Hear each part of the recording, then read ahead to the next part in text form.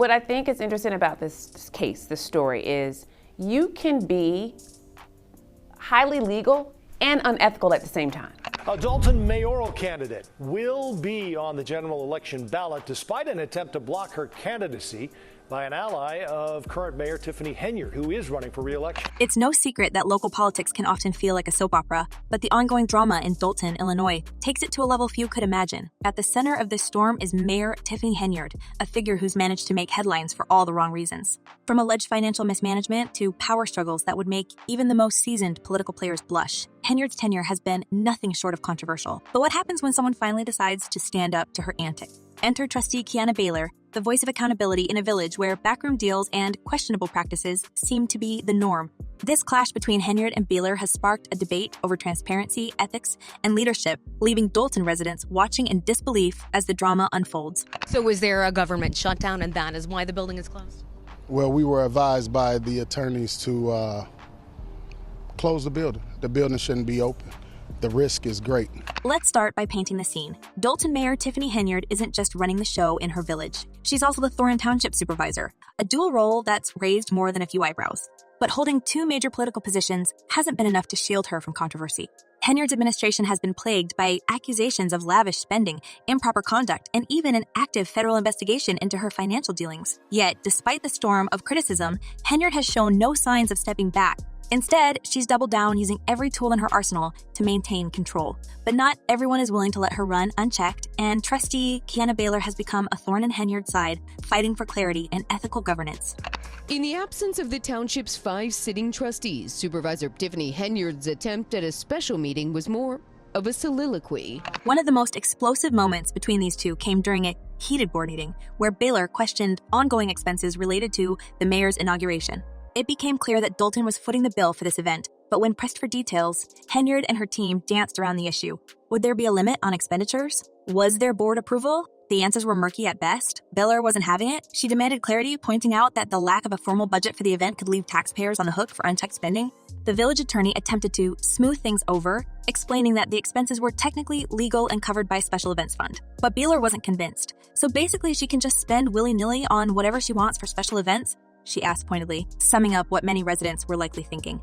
The tension didn't stop there. The issue of transparency, or the lack thereof, has been a recurring theme in Dolton's government. Baylor has repeatedly called out Henyard for withholding critical information, whether it's financial reports, payroll data, or budget details. At one meeting, Baylor expressed frustration over the lack of access to basic documents, saying, "I cannot approve bills and not know what I'm approving because I have nothing in front of me to say what we bought." It's a valid point. How can a trustee be expected to make informed decisions without the necessary information? Yet Henyard's response was as dismissive as ever. "Call my phone," she said, accusing Baylor of making a public spectacle instead of addressing concerns privately. It's a tactic Henyard has used time and time again, shifting the blame and deflecting criticism rather than addressing the root issues. Or the administration can adhere to some financial limits. We're not looking to necessarily cut stuff out. But Baylor wasn't the only one raising red flags. Residents and other trustees have also voiced concerns about the mayor's spending habits. One particularly contentious issue involved the village's credit card. While Henyard claimed the card had been canceled, discrepancies in the financial records suggested otherwise. Baylor and her fellow trustee, Jason House, demanded answers, only to find themselves stonewalled at every turn. The finance director admitted that she couldn't provide a clear timeline for the cancellation, and Henyard accused House and the village clerk of hijacking the account. Yet documents later revealed that multiple members of Henyard's administration had access to the account, raising serious questions about who was really in control. Very appreciative to receive the information today. We have the best mayor ever. I've been here since 1993. What makes this saga even more shocking is the sheer audacity of Henyard's actions. During her time as a trustee, she was known for demanding transparency and accountability, often leading the charge and scrutinizing the previous administration.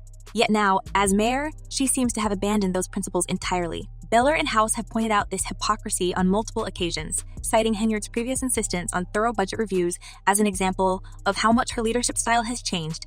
"When you were trustee, we had to present the budget to the board," House said during one meeting. "It wasn't rushed like this. You went through every line." But now, Henyard seems more interested in pushing things through quickly, leaving little room for oversight or discussion. as well as resources for seniors and struggling families. The majority of the meeting focused on property taxes and finances. Henyard showed residents how their property taxes. This shift in behavior hasn't gone unnoticed by residents, many of whom are fed up with the constant drama and lack of progress in Dolton. One attendee at a recent meeting summed up the frustration perfectly. The real business isn't being done because of all of this nonsense. And it's true. While Henyard and her allies focus on consolidating power and silencing dissent, the village is struggling with financial deficits, crumbling infrastructure, and a general sense of instability. Yet rather than addressing these issues, Henyard has chosen to wage a war against anyone who dares to challenge her. Thornton Township Supervisor Tiffany Henyard is finding a way to spend money that trustees say they intentionally did not approve. One describing it to me tonight. Perhaps the most telling example of this power struggle came during a caucus for the Thornton Township Supervisor race. Henyard, who currently holds the position, was blocked from the Democratic nomination in what she described as a manipulated process. Her supporters were allegedly locked out of the venue while her political rival Napoleon Harris secured the nomination. Henyard called the incident voter suppression and filed a lawsuit to contest the results. But critics argue that Henyard's indignation rings hollow, given her own history of targeting political opponents. It's a case of the pot calling the kettle black and only adds to the perception that Henyard's leadership is more about personal gain than public service. At the center of fights in Thornton Township and in Dolton, except in one case, Tiffany Henyard wants on a ballot, while in another, a Henyard ally was looking to keep her opponent off. Meanwhile, the caucus debacle has opened an entirely new layer of intrigue in Henyard's political playbook. In the weeks following the controversial meeting, Henyard's allies mounted a series of legal challenges attempting to remove opponents from the ballot for the upcoming general election. These moves, often justified by procedural technicalities, have been met with accusations of hypocrisy by her challengers. Attorney Perry Abassi, representing some of the candidates targeted by Henyard's team, called the attempts a blatant abuse of power, pointing out that Henyard herself had argued against similar challenges when her name was on the chopping block. It's democracy when it suits her, Abassi said. But when others want a fair shot, suddenly the rules don't apply. Adding fuel to the fire, Henyard's handling of Thornton Township's finances has come under renewed scrutiny. At a recent press conference, frustrated residents pointed to several township programs, such as senior transportation and food assistance, that have been stalled due to unpaid bills, and what Trustee Jason House described as utter dysfunction. Henyard has blamed the lack of board quorums for the delays, accusing trustees of sabotaging her administration by refusing to show up for meetings. However, critics argue that the dysfunction stems from Henyard's inability to foster cooperation, with one resident commenting, "It's not about the board not showing up, it's about her creating a toxic environment where nothing gets done." Our job is to govern, to provide a way, provide services, and we're not doing that because they're stalling government, gridlocking it, because they can't have their way. What's particularly striking is how Henyard continues to frame herself as a victim of political persecution while wielding her own power with ruthless precision. In one baffling case, her administration shut down township offices for a day due to lack of insurance, a move that some trustees claim was entirely unnecessary. Trustee Carmen Carlisle called the shutdown manufactured chaos, accusing Henyard of using it as a stunt to shift blame onto her political rivals. The fallout was immediate, with residents left without basic services and more than 100 township employees left in limbo. "This isn't leadership, it's fear," Carlisle said, and the people of Thornton Township deserve better than this. This perception has been echoed in the YouTube comment section, where viewers have shared their thoughts on the unfolding drama. One commenter wrote, "As an accountant, I am crying for this village. Unfortunately, I've seen this too many times from business owners in my short career." Another added, "She's such a mess. She intentionally made sure there were no paper trails." These sentiments reflect a growing concern among residents and outsiders alike that Dolton's government is spinning out of control. And it's not just the financial mismanagement that's causing alarm. The culture of intimidation and retaliation within Henyard's administration has created a toxic environment where dissent is punished and loyalty is rewarded, no matter the cost.